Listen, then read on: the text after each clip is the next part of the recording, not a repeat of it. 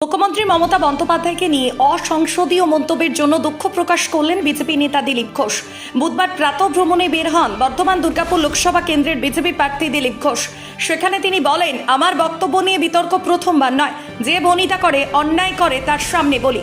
এবার আমি যা বক্তব্য রেখেছি, মাননীয় মুখ্যমন্ত্রী মমতা, যার সম্বন্ধে আমার ব্যক্তিগত ঝগড়া নেই, কোনো ক্লেশ নেই, কোনো দুর্ভাবনা নেই, কিন্তু উনি যে রাজনৈতিক বক্তব্য বারবার দিয়েছেন, মানুষকে বিভ্রান্ত করেছেন, আমি তার বিরুদ্ধে বলেছি এবং প্রশ্ন করেছি ও প্রতিবাদ করেছি। আমার ভাষার শব্দ চয়ন নিয়ে অনেকের আপত্তি আছে, আমার পার্টির আপত্তি আছে, অন্যরাও বলেছে।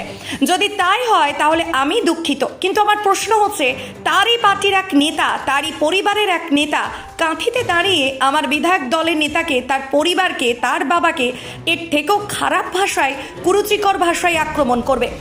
সেখানে কেন তার বিরুদ্ধে কিছু বলছে না? টিএমসি কোনো ব্যবস্থা নিচ্ছে না, কেউ কিচ্ছু বলছে না।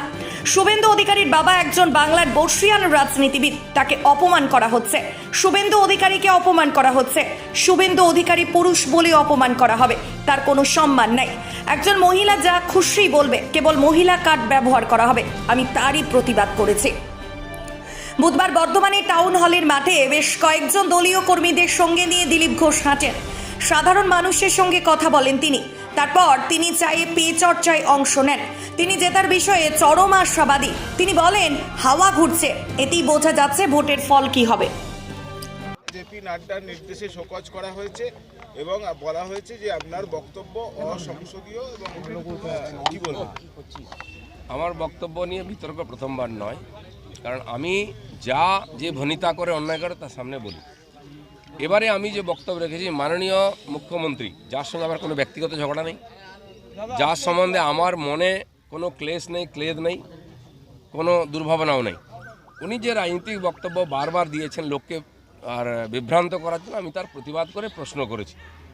প্রশ্ন হচ্ছে, আমার ভাষা শব্দ প্রয়োগ নিয়ে বহু লোকের আপত্তি আছে, আমার পার্টিও বলেছে, অন্যরাও বলেছে যে অসংসদীয়। যদি তাই হয় আমি তার জন্য দুঃখিত, কিন্তু আমি সঙ্গে সঙ্গে প্রশ্ন করব, তারই পার্টির এক নেতা, তারই পরিবারের এক নেতা, সে কাঁথিতে দাঁড়িয়ে গিয়ে আমার বিধায়ক দলের নেতার নামে, তার বাবার নামে এর চেয়েও খারাপ খারাপ শব্দ বেরোলো, গালাগালি দেবে।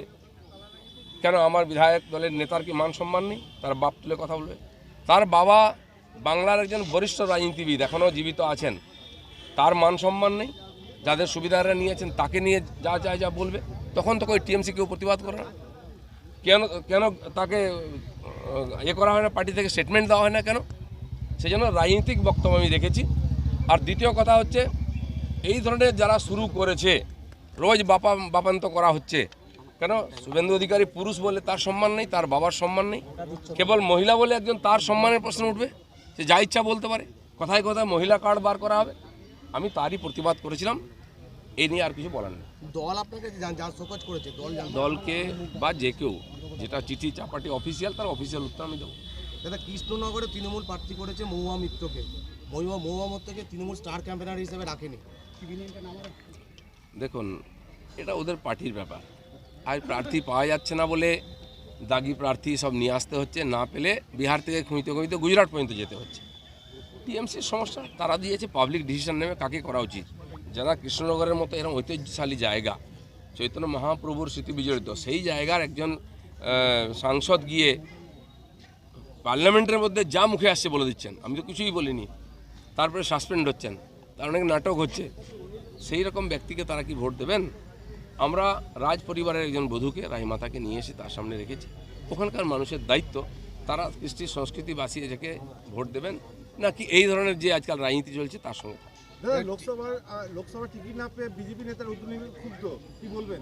বলছে প্রার্থী হওয়ার মাপকাঠি কি বোঝা সম্ভব নয়, যারা প্রার্থী হয়েছে। শোনো, পার্টিতে বহু লোক এসছেন, অ্যাপ্লাই করেছেন, যারা পুরনো নেতা তারাও চাইছেন, অনেকে চান, টিকিট চেয়েওছেন। পার্টি সবার কথা ভেবেছে, তারপরে তার যেটা ঠিক মনে হয়েছে সেই জায়গায় তারা ঘোষণা করেছেন পার্লামেন্টারি বোর্ড। এটা আমরা পার্টির সৈনিক হিসেবে মেনে নিয়েছি। এখনও বাকি আছে কিছু ঘোষণা, আর সেটা সর্বোচ্চ নেতৃত্ব এই ব্যাপারে ডিসিশন নিচ্ছেন, আমার কিছু বলার নেই। বলছি দাদা, মাদক কারবারি অভিযোগে তৃণমূলের আক্রমণের পর দলেরই বিক্ষোভের মুখে বারাসাতে বিজেপি প্রার্থী। দেখুন, সব জায়গায় কিছু ক্ষোভ বিক্ষোভ থাকে পার্টির মধ্যে। আপনারা দেখেছেন বসিরহাটের যিনি প্রার্থী হয়েছেন, সন্দেশখালীর লড়াইয়ের মুখ তিনি, সেখানকার লোকেরাই তার বিরোধিতা করছিল প্লাকার্ড নিয়ে। তারপরে তারাই বলছে জিন্দাবাদ, বিজেপিকে ভোট দেবো। তো রাজনীতিতে অনেক খেলা চলে, কেন হয়েছে কী হয়েছে সেটা ওখানকার লোক বলতে পারবে। আমি স্বপনকে চিনি, সে আমাদের পার্টির লড়াকু কার্যকর্তা, সে জিতে এসছে, তাকে পার্টি মুভ করেছে, বাকিটা পার্টির নেতারা দেখবে। চন্দ্রনাথ সিংহকে ইডি ডেকে পাঠিয়েছে, আর যাবেন প্রতিনিধি, মন্ত্রী জানিয়েছে। ডাকাডাকি চলছে, চলতেই থাকবে। বলুন। ইডি সিবিআই বিরুদ্ধে কৃষ্ণনগরে মুখ্যমন্ত্রী ক্যাম্পেইনিং শুরু করছে 31শে মার্চ। আর 1 এপ্রিল বহরমপুরে। হারা সিট দিয়ে উনি শুরু করেছেন, তার রেজাল্ট কী হবে বুঝতে পারছেন, 4টা বেশি হয়ে গেছে। সারাদিনে আপনার এলাকার খবর দেখতে আমাদের বাংলা দিশা ডিজিটাল ফেসবুক ও ইউটিউব পেজটি লাইক করে রাখুন এক্ষুনি। আপনারা দেখছেন আমার বাংলার নতুন দিশা, বাংলা দিশা।